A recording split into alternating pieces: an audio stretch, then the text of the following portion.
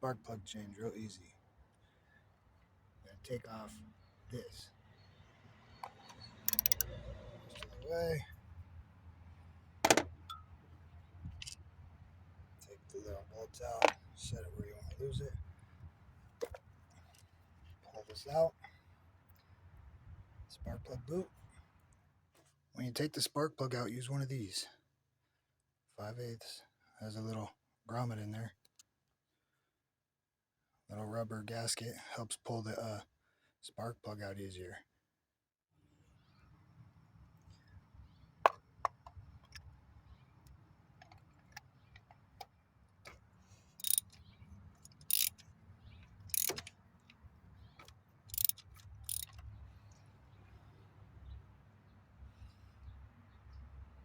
You gotta gap it.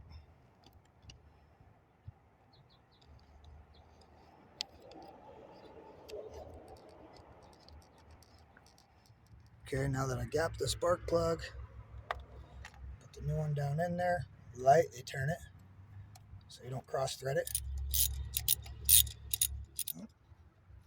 Put the spark plug boot back on, down nice and tight.